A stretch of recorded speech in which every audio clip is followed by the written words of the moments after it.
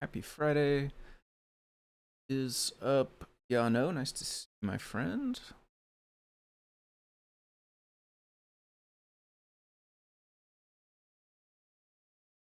This one out of the way.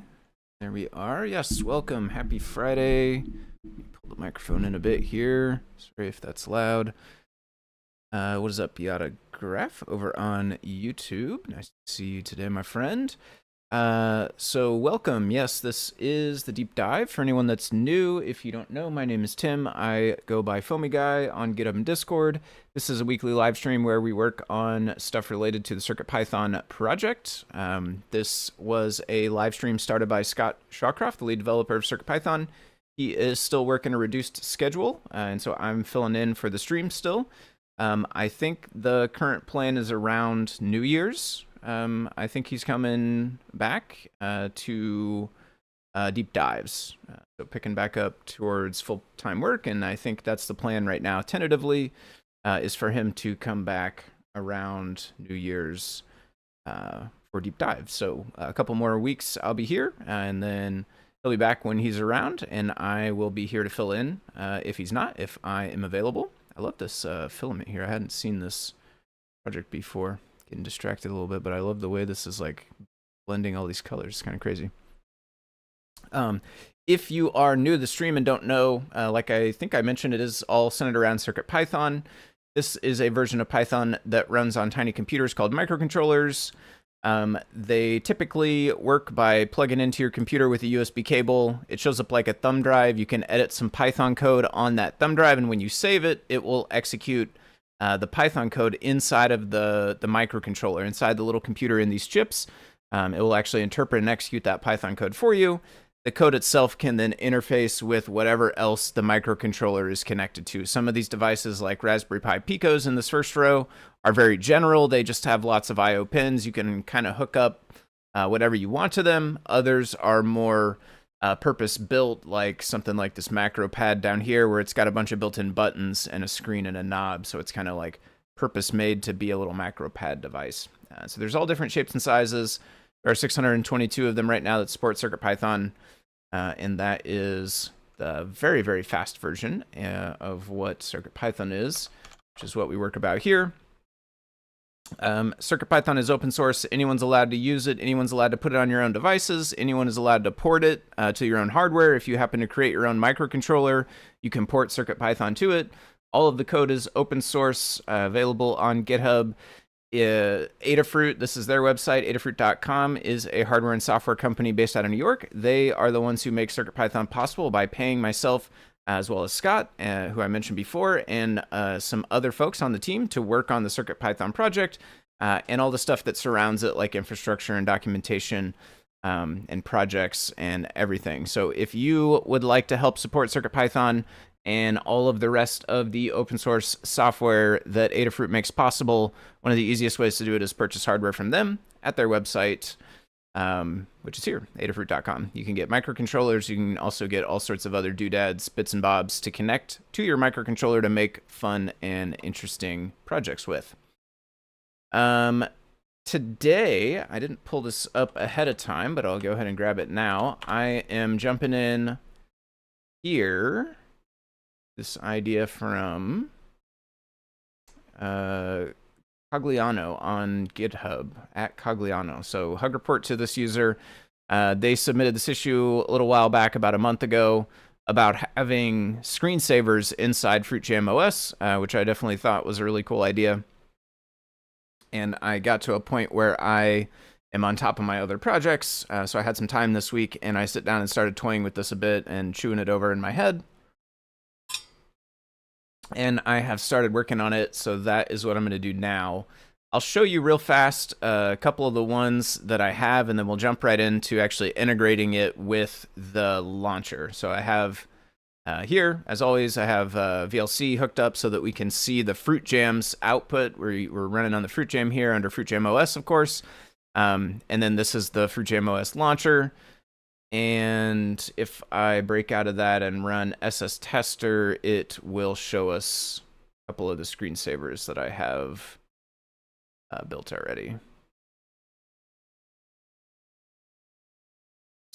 move that one behind for now.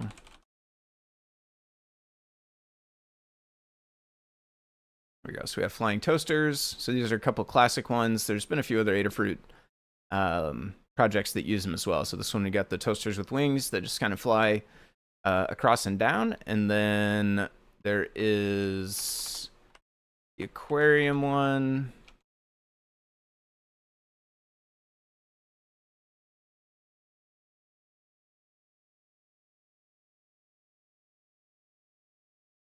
This little fish that swim back and forth and up and down to a lesser extent. A couple bubbles that raise up every now and then.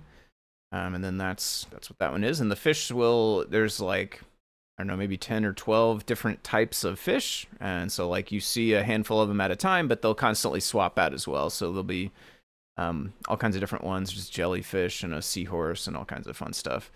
And I think these are from a thing called After Dark screensavers. I'm not sure exactly what that was per se, but that's what I was directed to look into, which is where I found these things. I had seen them before, but not ever known. There's a little school of fish there.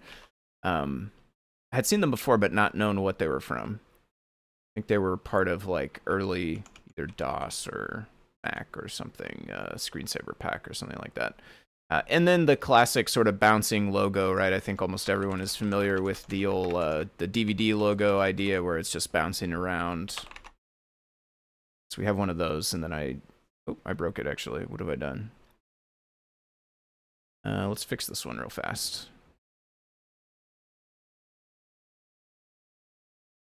Oh, I think I know what the problem is. I ended up changing these a little bit since I worked on this one. This one's also over here in a weird spot. We need to do this a little bit differently. I'm actually going to change this real fast while we're here.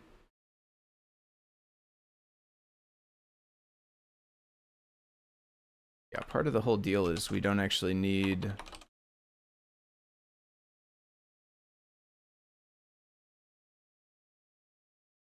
self.init.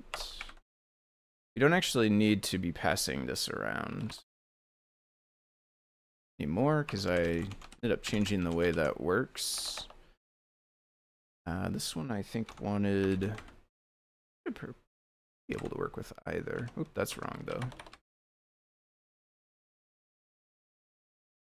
So this has been a work in progress this week. This was the first one I did, and since then I did the fish one and the toaster one.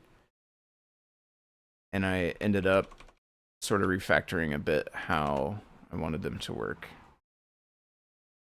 So that you don't need to pass that anymore. Instead, it gets declared in here as like an attribute, which will get respected outside of here. Maybe that should work.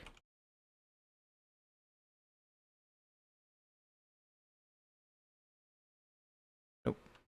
Untype. So we made it further. We're actually inside the screensaver 52x. I probably still have another.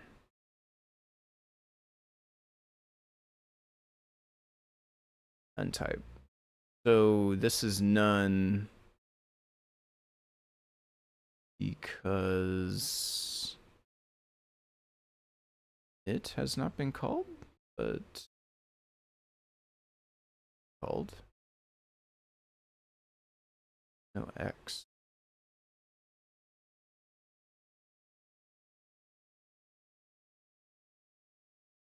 Oh, I spelled this wrong. Twice. Means we were not calling the correct init function.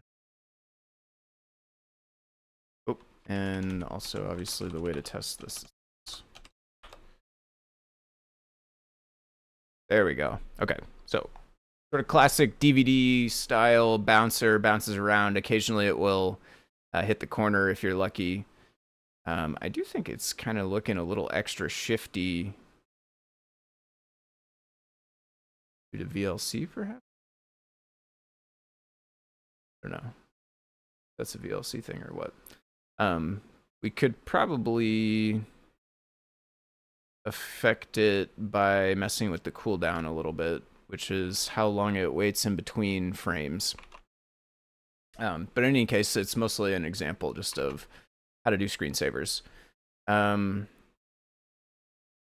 So I have them implemented in this way where you will make a class. It will, and this is still subject to change, but I'm closer to kind of like settled on this now than I was earlier in the week, obviously, since I had to change this one. But this is where I'm leaning right now, is you'll make a class, it will extend group. It should have screensaver in the name, but obviously, like, you could name it whatever you want, I suppose. It should have an attribute field thing here for display size that says what size you want the display resolution to be. Like, you know, probably this is 640 by 480 or 320 by 240. Anything else you want that's relevant to your screensaver, you can have. You, in your init, you should have calling this init graphics function.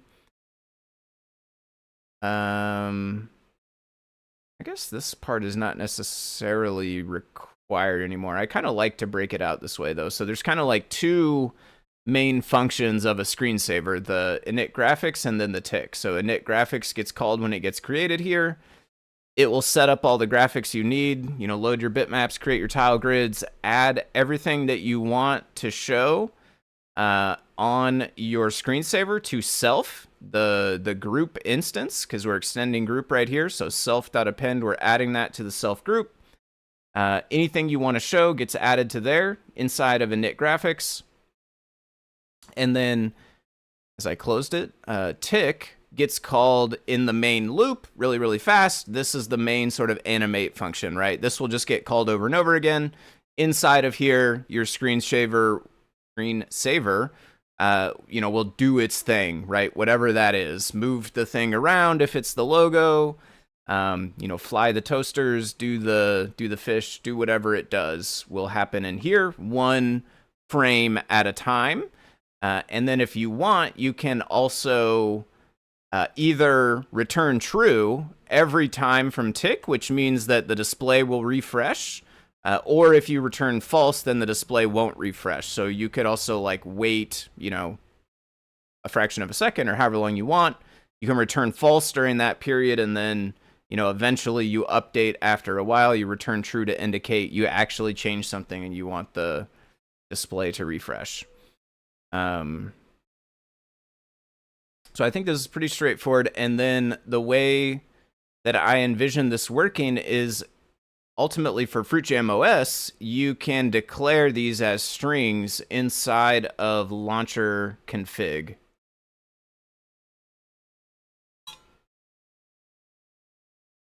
So we have a JSON file there. You could maybe even, we could make this a list eventually. But if, you know, even if not a list, you could certainly declare the module and the class name for a screensaver, and then we would have the launcher actually load that for you. And so that is actually where I am at. You are now all caught up. I am going to go ahead and add actually screensaver.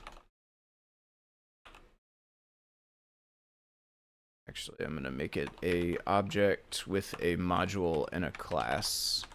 Or if module is the right name. I should figure that out before I commit to it 100%. All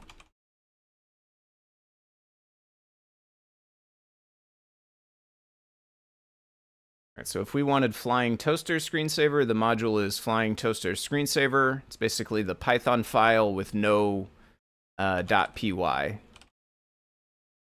This is what you would use in the import statement. That's the module in this case. And you can have that nested inside of folders as well. I tested, like this one here is deeper inside of apps, which is nice. This is, I think, flying toaster screensaver. That.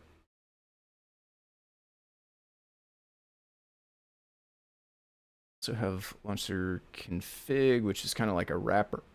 Excuse me, a wrapper that pulls data out of this. Actually, just get data from here. For now, I'm not even going to bother changing this. I'll just use data, and I'll get screensaver from it.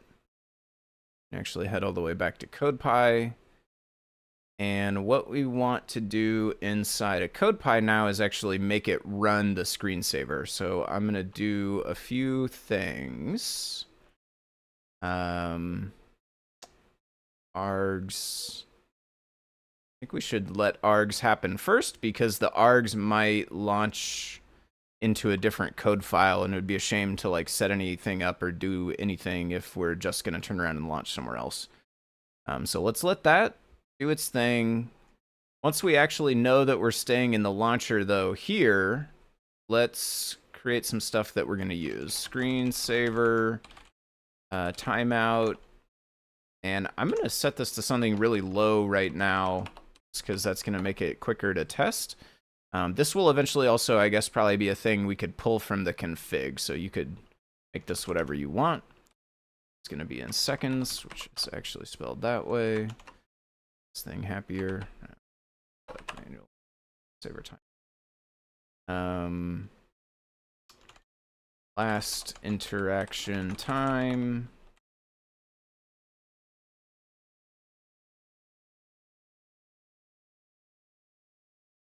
And also let's make screensaver be none to start with.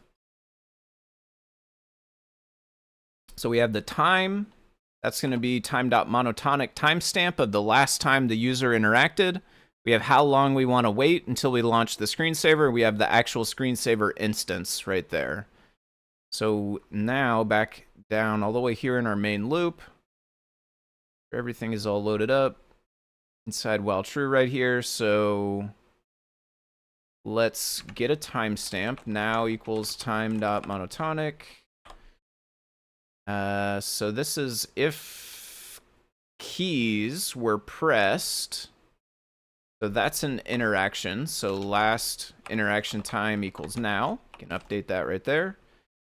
If mouse exists, so if there's a mouse plugged in, if buttons were if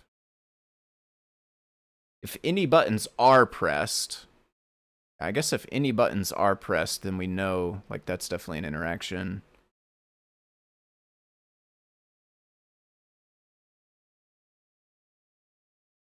Left button state. Button is none, then that's 0. If it's not none, then this is either 1 or 0 based on if it's left or right. Well, no. Just if it's left. Okay, if the left button is pressed. Left button state 1 or 0, and then we immediately put it into a Boolean. This is kind of interesting. Why do we do this? Current left button state. Okay, debouncing. This is actually okay. Yeah. Update button states.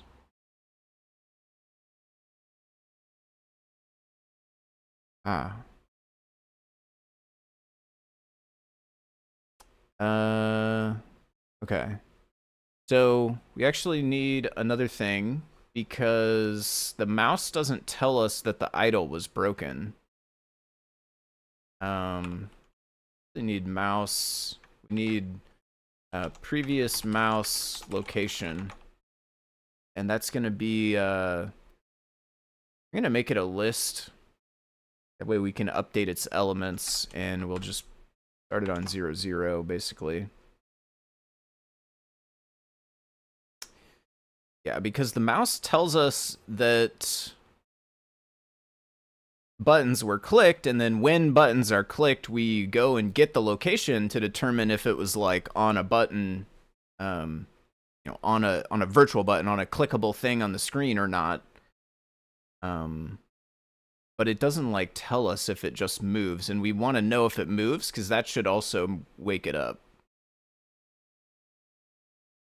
So we know this is a left click, so we know there we can say last interaction time is now. And then I think what we'll do is right here, let's say if mouse dot location. We need to do the tile grid in MPY right now.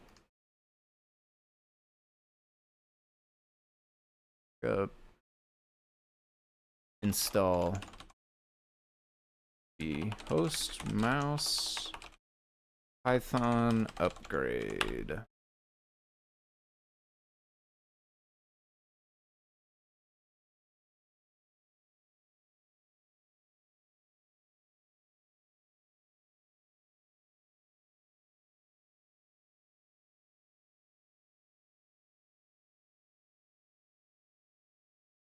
Oh, okay. There's an XY.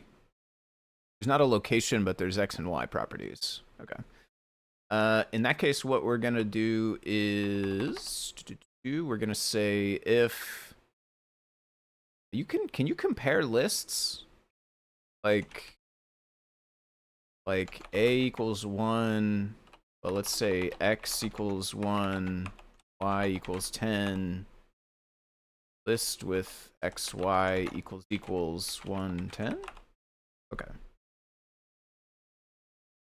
So then let's say if the current location, if that is not equal to the previous location, then the last interaction time is now. We know the mouse moved. And then whether or not that has happened, what we'll do is previous mouse location 0 equals mouse X. Update this. So we update it each time after we checked it. So that way next time we check the current location as well. So now it should update anytime, should update this variable anytime we click the mouse or anytime we press a key on the keyboard.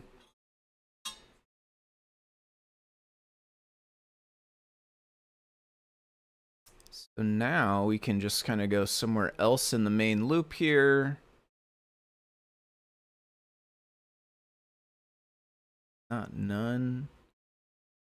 So this is like launcher stuff. I feel like we should probably be like here-ish. So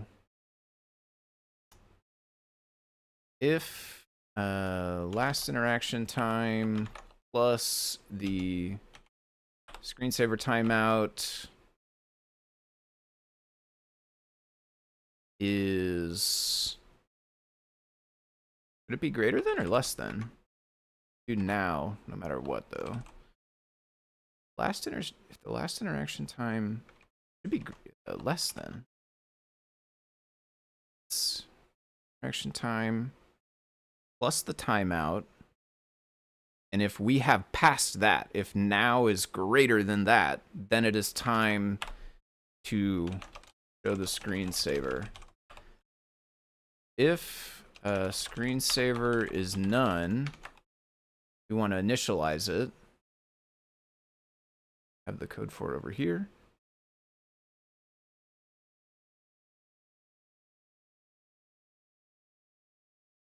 We'll say launcher config data screensaver module. And I'll go back eventually and add, like, make sure you actually have this before we blindly access it. But for now, I want to really just get it to work. Happy path. Data screensaver bounce, that would be the module, the class. Class name or just module and class.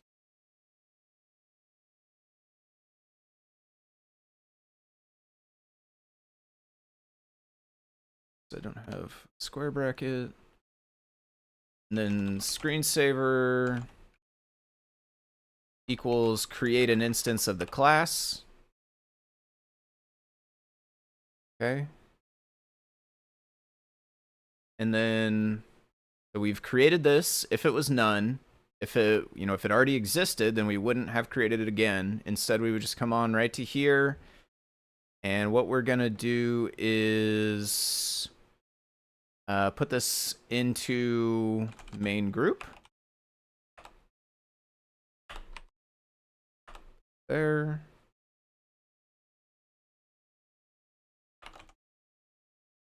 Else.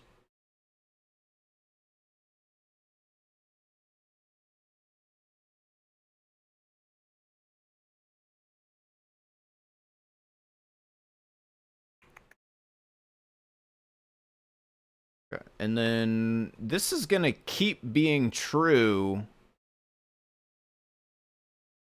Yeah, this is going to keep being true, though. Hmm.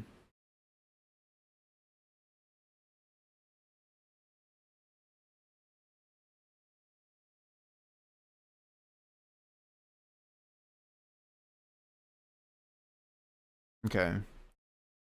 Maybe let's say if screensaver is not in main group, then add it. I think we can undefined? Be undefined, can it? Because we started as null. Or none, I mean. Oh, screen saver, I spelled it wrong. Okay. S, okay. If it's not in there, then add it. And then if we're not idle, if it is in there, we're gonna remove it.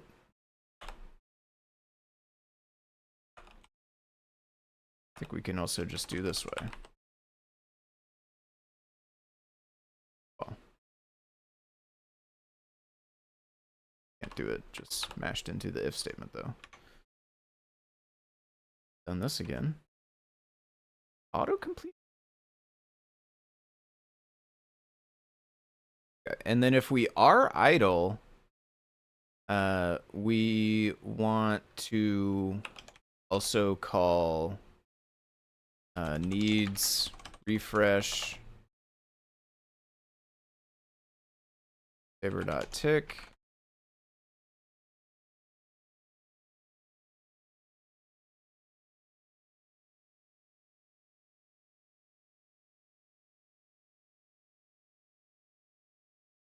I don't know why that is so hard for me.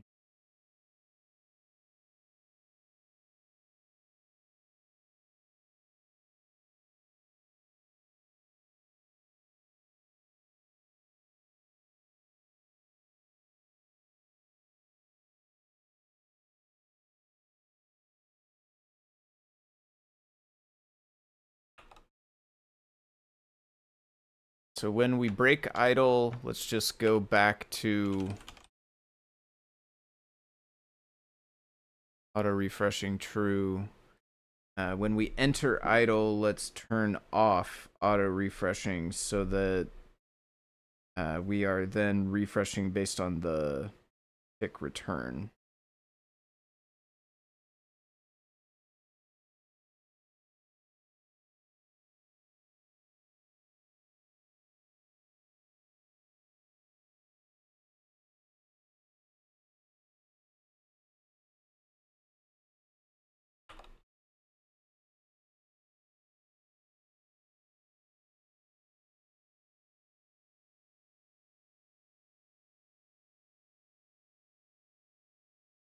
Okay. Maybe that's it. It will crash, but maybe it will work.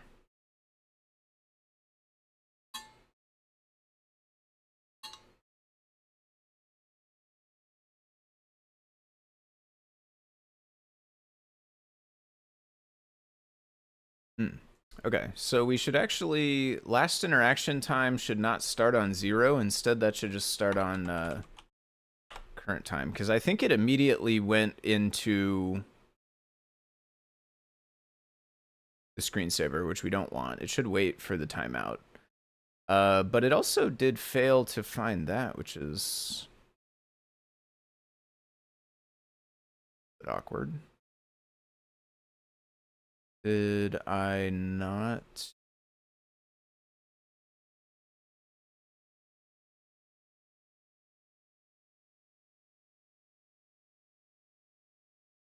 Maybe that's where screen neighbor came from. And copying screen neighbor from there this whole time.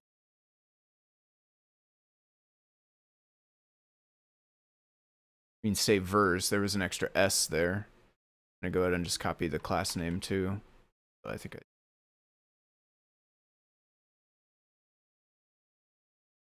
Maybe that'll fix both of those. So it should not immediately go to the screensaver. It should wait for 3 seconds. But it's still not. And then we do still have the next problem, which is 531.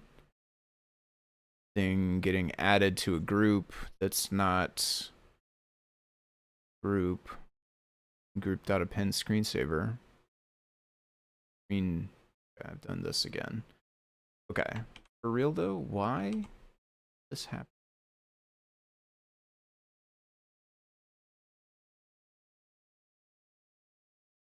Trying to append none, most likely. Last interaction time plus the screensaver timeout.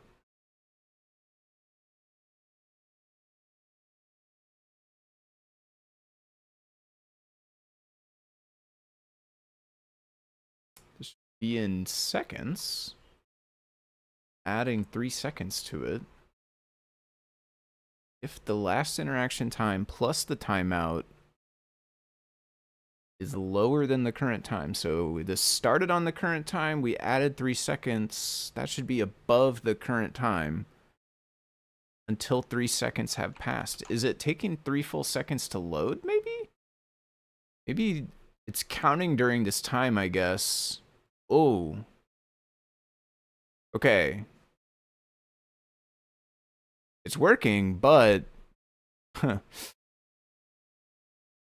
yeah. Come with the black background, which is kind of cool in a way, honestly.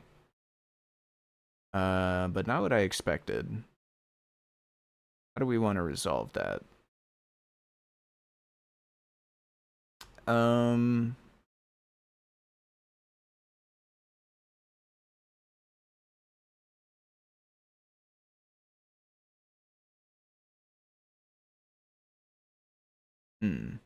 Let's do this differently, actually. Let's not add screensaver to main group. Instead, let's put screensaver as the root group. So actually here, what we would do is if display.rootGroup is not screensaver spelled correctly. If it's not that, then set it to that. Like, the overlay is cool. Overlay is cool. Yeah, overlay is cool. Let's do this. Let's go back to this. Keep this. Because the screensaver can also always, it could always draw a background, right? Right. This one is not currently, but it could draw one if it wanted. Just add it to its own group. Yeah. Okay. Let's see if it wakes up correctly. One thing we maybe should do is, if it's a key, should we ignore it? It does take away the screensaver. And do stuff, and then if we wait 3 seconds, it should come back. Nice. Okay. So yeah, obviously, like 3 seconds is really aggressive. You'd probably let this, you'd probably set this to something lower, but there's that. Let's try the fish. The fish are also gonna be drawn over the top. There might be black bars on the fish. I'm not sure, actually.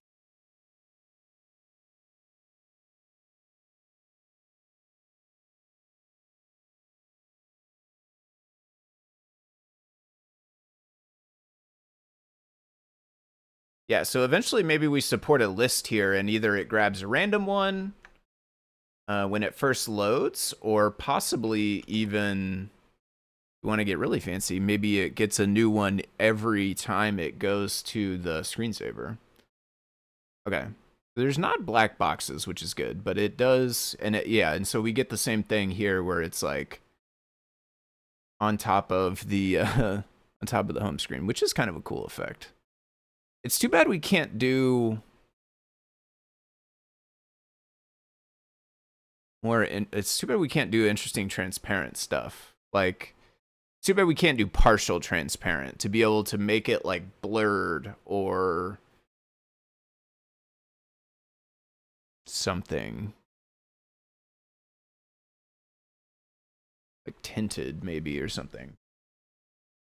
In any case, we could totally add a background into those screensavers, which I will probably do, although because it is cool like this, we'll probably, I'll make it optional as well. Somehow I'll have a way to specify you want it this way, because it's pretty cool too. Yeah. Maybe we'll default it to this way. You can have the background if you want.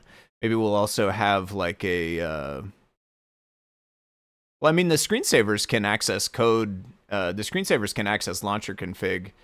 So that's the other thing, like launcher config, I envision being a generic place where, you know, any program could make its own thing in here. So like theoretically we could also have like screensaver dot background, you know, dash background, underscore background or whatever, right? And then this could be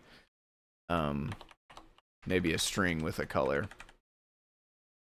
Or it could be, you know, none for transparent or something like that.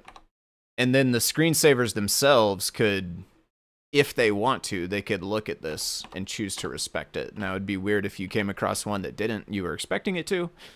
Something like that would be possible as well. And then we just have kind of like an extra config that, you know, maybe the OS itself is not necessarily aware of and doing anything with, but a particular screensaver could if it wanted to. Yeah, this is pretty cool. You like it transparent over the top. Okay. And it breaks. Where do I have a mouse? I do have a mouse right here. Let's see if mouse works. Oh, the mouse is not plugged in actually. Well, it is, but it's not working. Good. This might be dead.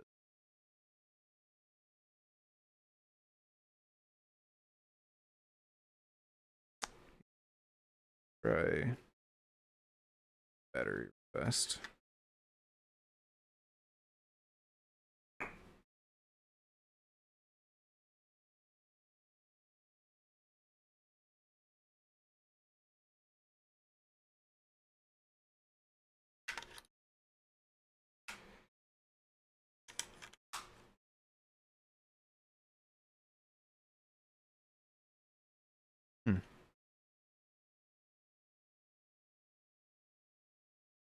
Light on the mouse, which is odd. This mouse on. It's light. Oh, this is gonna get stuck. Sneak peek of how I got the bitmap for the bouncing logo is I actually just commandeered the boot animation to freeze right here, and then I used bitmap bitmap saver library to take a screenshot of that, pulled that to my computer, and I was able to take the image of the logo out of there. I'm gonna just go run and try to get a different battery.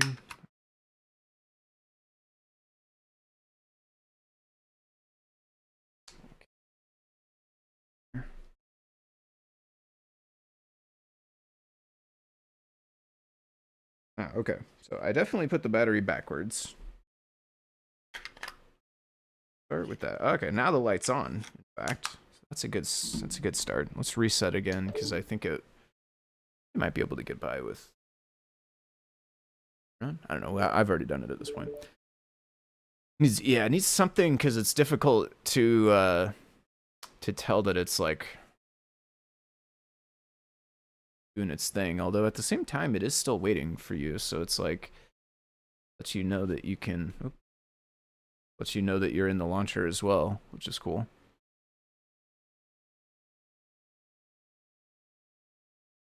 Okay. It still didn't draw the mouse. Well, the light's off again.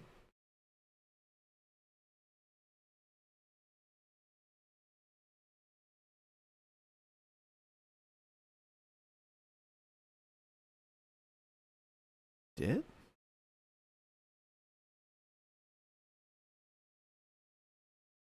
Off. If it stays on the whole time? Oh, I have used mouse false. I'm being so silly.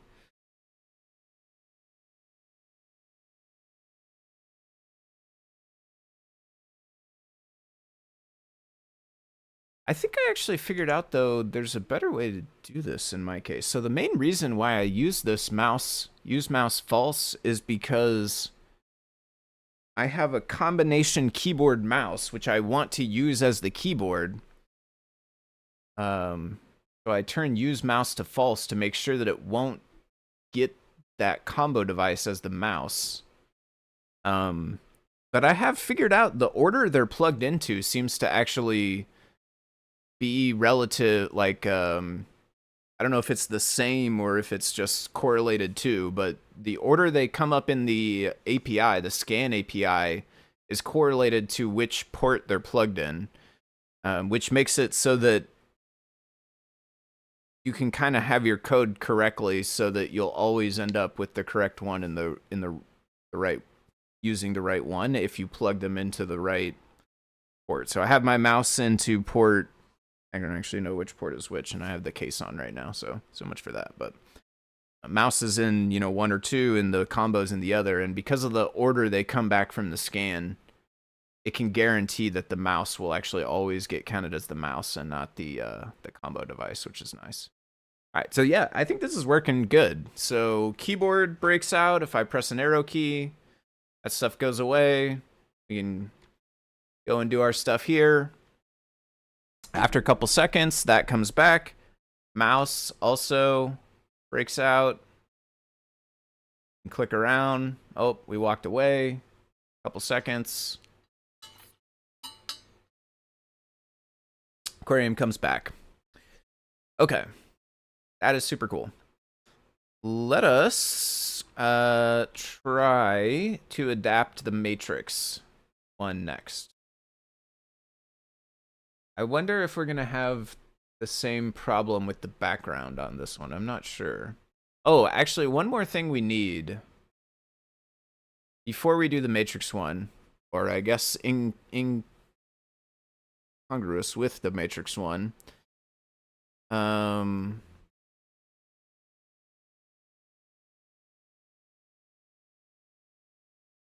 Display size.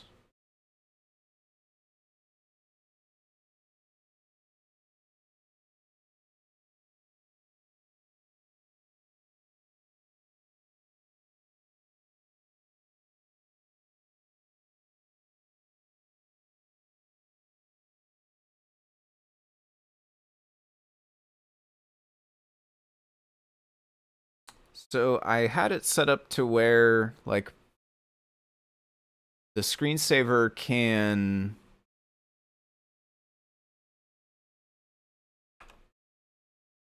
request the size of the display. We need to do this after this is initialized. And we can pretty much just say request display config, screensaver, display size 0, display size 1. And then when we go back to not idle,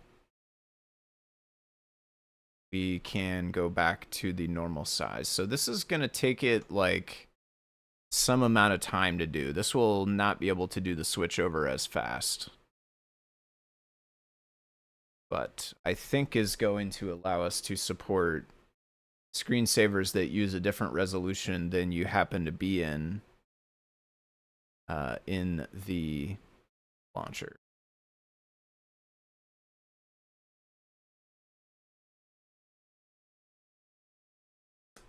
Okay, I'm going to just, yeah, edit this file.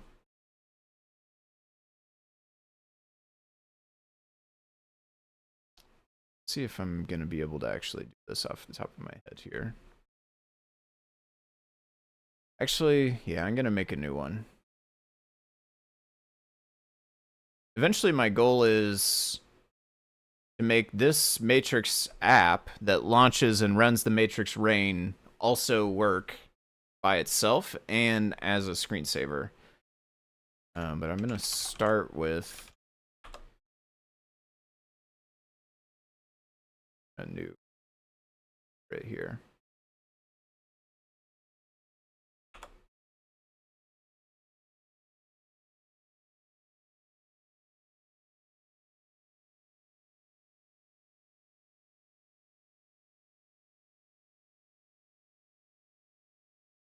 All right, so we're not gonna do this.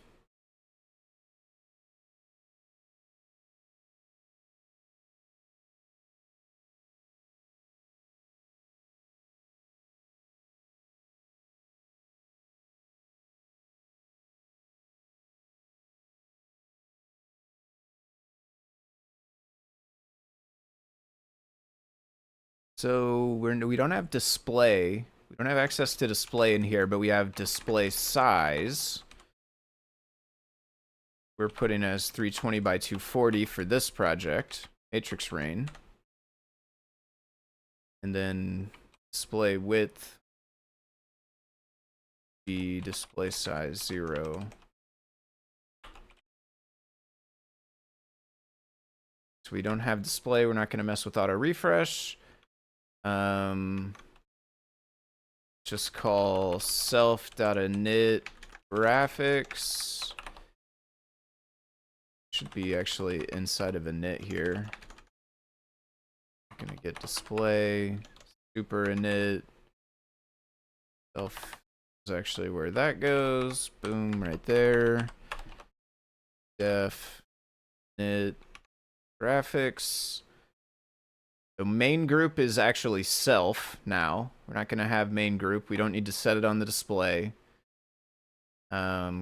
Colors, let's put on the class here an attribute. Shader palette, this we can do inside of init graphics. This is now self.colors. Self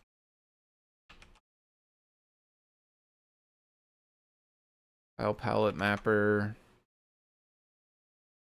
screen width. So those are also on self. Expected argument. That's just my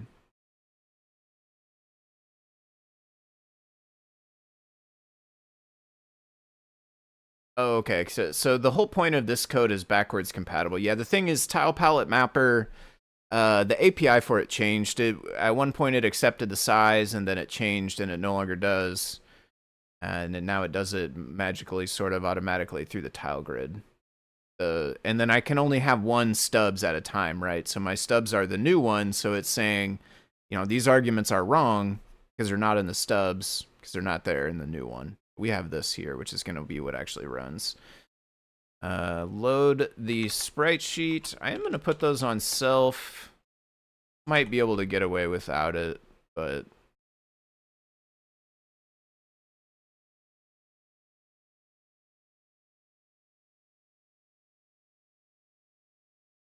grid.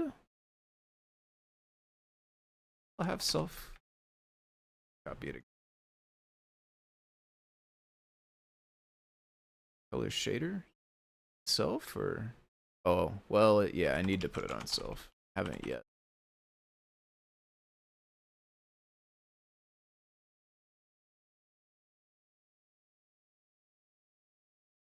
Okay, flip them backwards. We should put this on self also. I just pressed F1 accidentally, opened up Firefox help. Flip X. So main group is now the self instance because we're extending group for that. So we'll put that there. Gonna add the text grid to main group itself. Okay, and then here we have like a subclass thing, and I'm actually gonna move that up so that we can use it inside of Matrix Screensaver. And then I'm going to put these in here.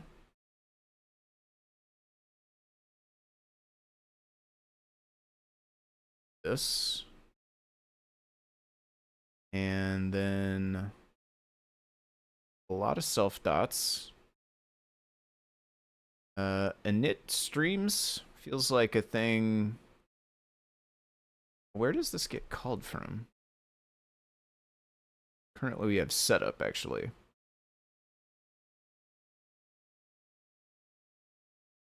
Okay. So I think what we should do is actually call self.setup right here. Because this was actually already conveniently broken out into setup and loop, kind of Arduino style. Because this code actually got copied from Arduino code, or it got translated through Cloud. But it makes sense the way it came out this way. I think what we do is inside of init graphics, we call setup, because that's basically the same concept. And then inside of tick, we're going to call loop. Nervously excited to have pushed a new commit for CircuitPython WASM support towards the start of the stream. Oh, nice. Yeah, I saw you were working on that in Discord. At the point where it really needs outside eyes to continue shaping into a port worthy of the name CircuitPython, but it's cool to see it running in the editor. Executing code without a real hardware. What's the usual process for adding a new port? So the usual process for a new port is like... I mean, in terms of like nuts and bolts of like how to actually do it.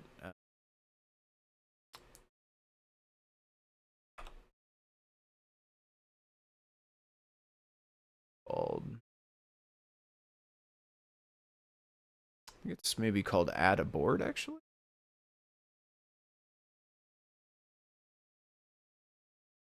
Add a, oh no, Blinka. How to well, this is website one though. Adding a new board to CircuitPython.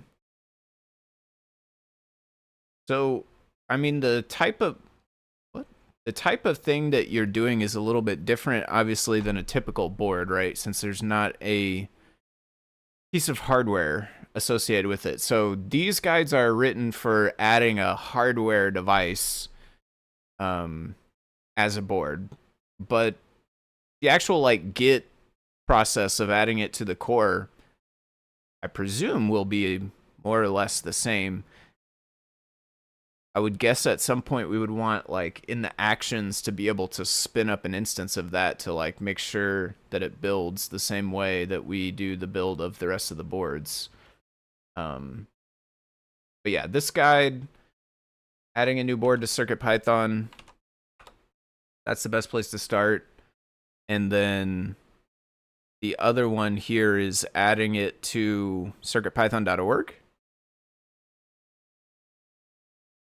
What's up, Abatus? Add a new board to circuitpython.org. I'll let you find this one. This one I think is probably less relevant. This one would be to get it listed under downloads, right? So, and then if I understand correctly, yours wouldn't need to be here necessarily. Maybe we put it here for visibility or something. But like there would be no download necessarily, right? Like you can't, as I understand it, you wouldn't be able to download it as easily and just run it inside of a thing. So that's what the second guide would be for. So that's usually the two parts of that process is like add it to the core repo first and then add it to the .org website next. All right, I think I set up and loop without ever pasting them.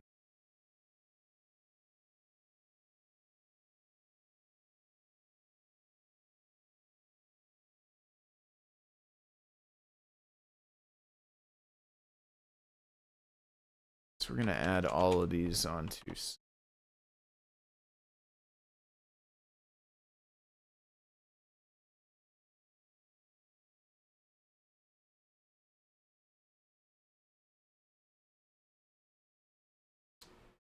I don't have display refresh. We don't need to do anything with the keyboard. So instead here, we're just going to return true. And then inside of tick, we're going to just return that also. Inside tick, we call loop and return the results of that. So it will refresh the display every time it returns true, which in this case will be every iteration.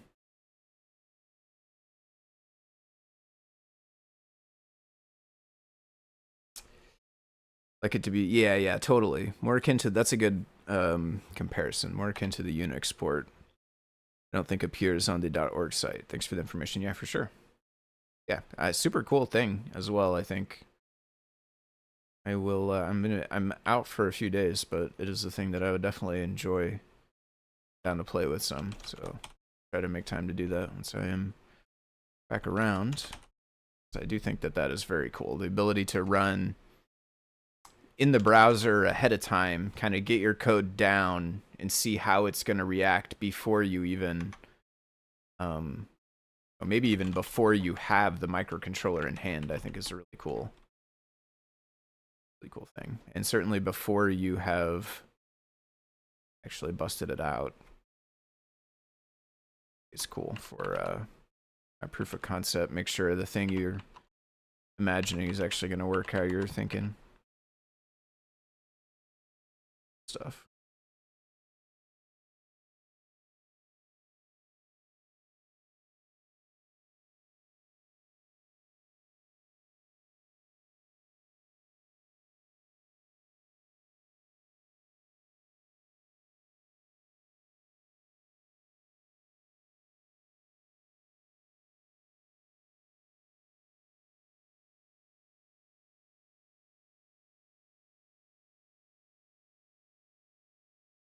We maybe could have, we probably could have got away with just asking Cloud to put this into a screensaver class, honestly. I probably could have given it like the fish one or the toast one, and then this code and been like, please update the matrix thing to use a screensaver class like the other one. Oh, this has stream instead of self.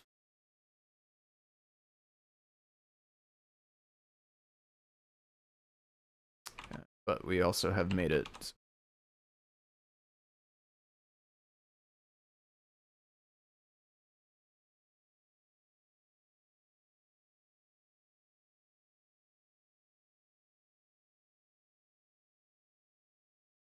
Not gonna have a main program for now. All right, so another one.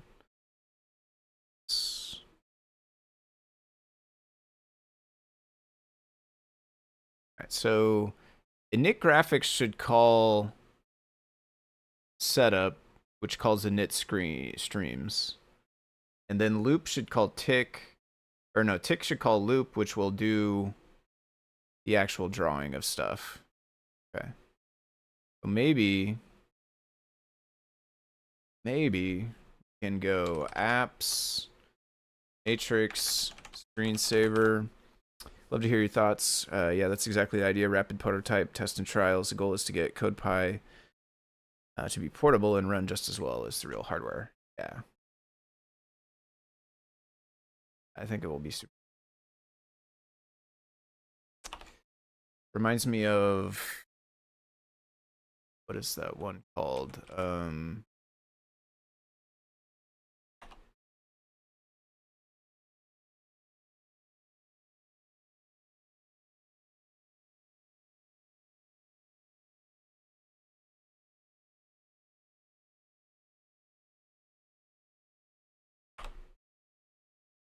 I'm drawing a blank on the other JavaScript one. That's like it started with Pico, with Raspberry Pi Pico emulator in the browser. It grew out of there. It is more focused on MicroPython than CircuitPython, though.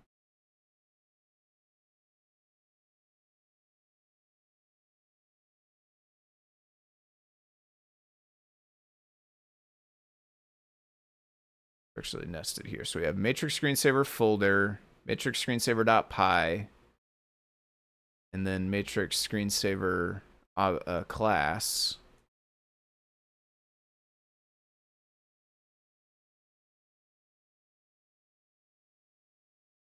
This file that probably will crash, but let's see.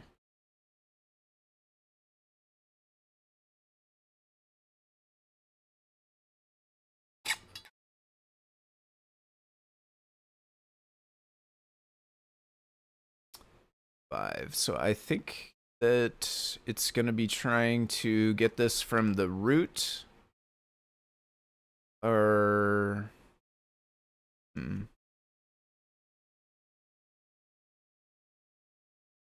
if that will make a difference.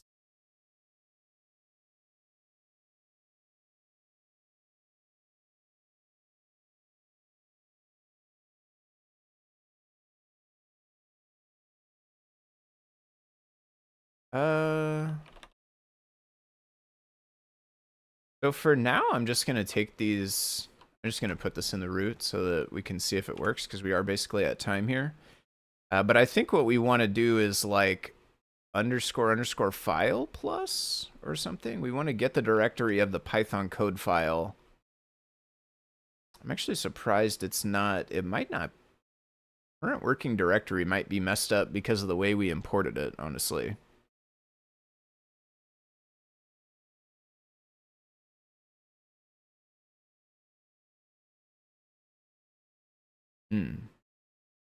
Okay, so I think the display size change did not work quite right.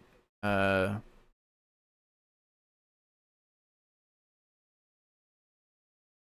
after we request,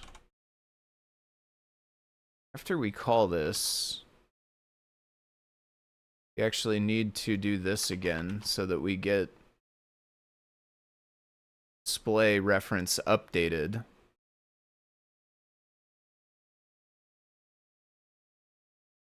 Yeah. And main group is actually set as the root group still in the other one.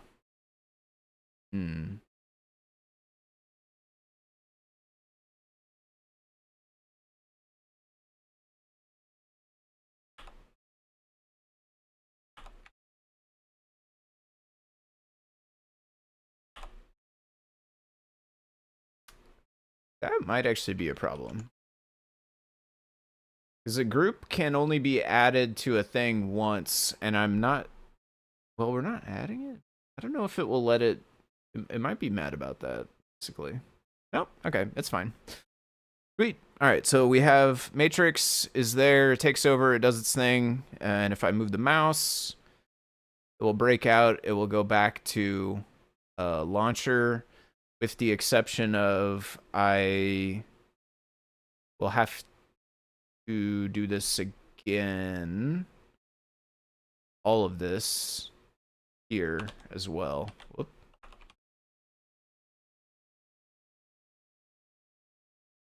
This is like... Oh, well, it tried to run this here, in fact, so that's never going to work. Oh. All right. Make sure this works, and then I will probably head out.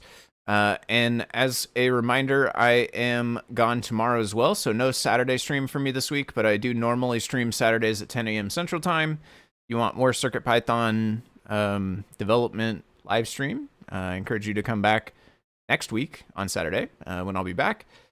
And I should be back also for Deep Dive next week as well. So Deep Dive on Friday, and then I'll be back on Saturday the 15th. Okay, so that's running. I can move the mouse.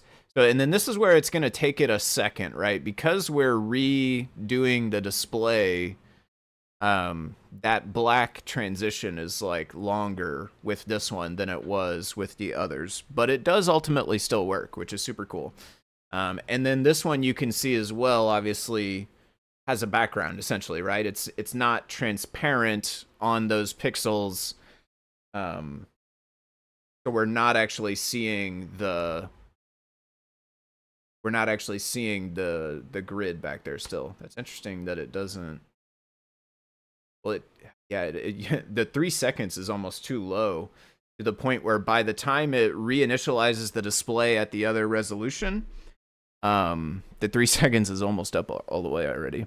Is there a version of Fruit Jam with the screensaver update on my GitHub? There is not, but I will upload it right now. I'll tell you what. I am gonna shut the stream off, but I will put this code. What I will do is actually just drop it into gist for right now.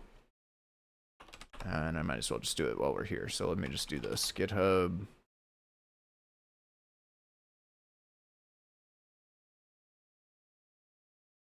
That wasn't.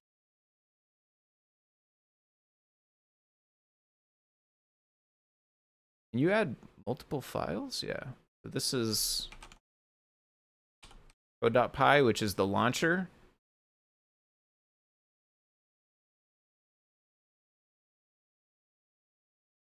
And then matrix, you can grab these out of the matrix project. I just did the exact same ones, but I'll give you this code here as well. Matrix screensaver, add file, flying toasters. This one I need to upload the bitmap somewhere. Yeah, upload the bitmap. I don't think I can do that in gist, probably. Okay, so I'll put these two here. The launcher and the matrix one.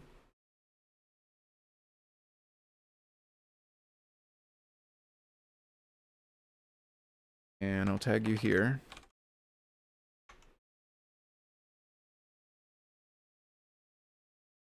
URL for can't be empty. Oh, it doesn't like.